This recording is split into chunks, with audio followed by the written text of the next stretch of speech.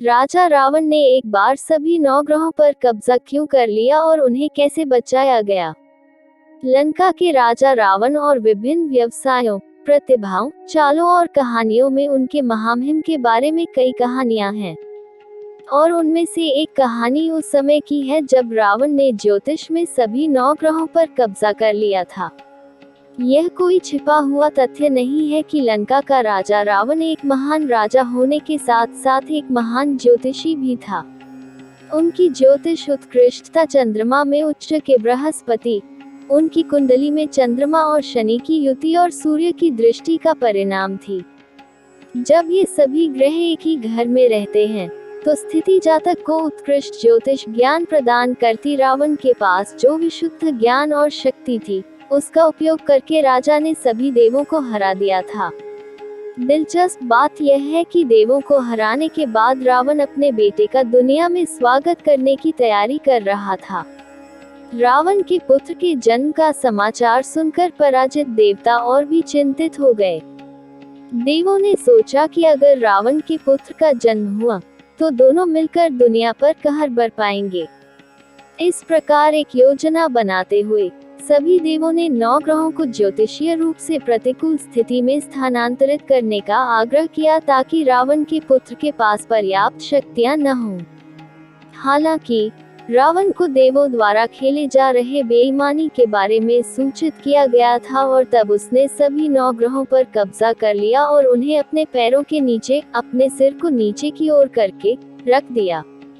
इस तरह देवों के अनुरोध के बावजूद ग्रह प्रतिकूल स्थिति में नहीं जा सके। नारद मुनि बचाव के लिए आते हैं। संत नारद मुनि को पूरी स्थिति के बारे में बताया गया और उन्होंने देवों और ग्रहों की मदद करने का फैसला किया। ज्योतिष शास्त्र में एक ऐसी चीज है जिसे शनि दृष्टि कहते हैं। एक लोकप्रिय धारणा है कि शनि दृष्टि उनकी स्थिति के समान ही घातक है। माना जाता है कि शनि की बुरी नजर होती है और इससे व्यक्ति के जीवन में गहरी परेशानी होती है। शनि रावण के चंगुल से बचने के लिए शनि दृष्टि का उपयोग कर सकते थे। हालांकि चूंकि शनि सहित सभी ग्रह फर्श का सामना कर रहे थे, इसलिए शनि की दृष्टि रावण पर काम नहीं कर सकती थी।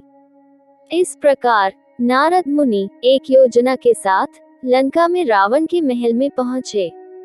रावण के साथ छेड़छाड़ करने की कोशिश करते हुए नारद मुनि ने ग्रहों पर उनकी जीत के लिए उनकी प्रशंसा की और उन्हें सलाह दी कि उन्हें ग्रहों की छाती पर मुहर लगानी चाहिए, न कि ग्रहों को और अधिक अपमानित करने के लिए।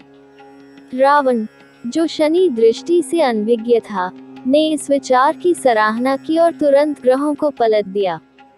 जैसे ही शनि मुड़ा, शनि की दृष्टि रावण के चेहरे पर आ गिरी और यह उसके कष्टों की शुरुआत थी।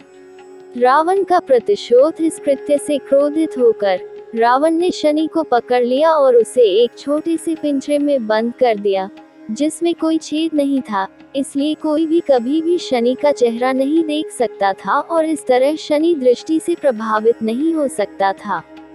कुछ वर्षों के बाद जब हनुमान भगवान राम के सीता के दूत के रूप में लंका गए, तो हनुमान ने पिंजरे के अंदर से शनि के रोने की आवाज सुनी।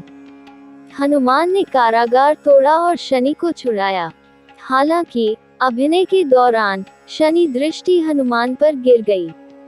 शनि, हालांकि उन्हें बचाने के लिए हनुमान के बहुत आभारी थे, लेकिन हनुमान के जीवन में 7.5 या शनि दोष के कष्टों को दूर करने के लिए उनके गुणों से बंधे हुए थे, क्योंकि उन्होंने शनि दृष्टि को देखा था और कोई भी इसके साथ आने वाले कष्टों से बच नहीं सकता था। इसी बात को समझ हनुमान ने जानना चाहा कि उन्हें किस प्रकार के कष्टों से गुजरना होगा। शनि ने समझाया कि सबसे पहले वह हनुमान के सिर पर आ जाएगा और इससे वह अपने घर, पत्नी और पुत्रों को छोड़कर पीड़ित हो जाएगा। हनुमान अपने सिर में शनि के निवास के साथ बहुत खुश थे, क्योंकि वे परिवार से रहित थे। शनि ने हनुमान के सिर में शरण ली। हनुमान अपने कर्तव्यों से बंधे हुए फिर राक्षसों से लड़ते रहे। अभिनय में उसने बड़े बड़े शिलाखंड उठा लिए, जिन्हें वह आमतौर पर अपने सिर का उपयोग करके टुकड़ों में कुचल देता था।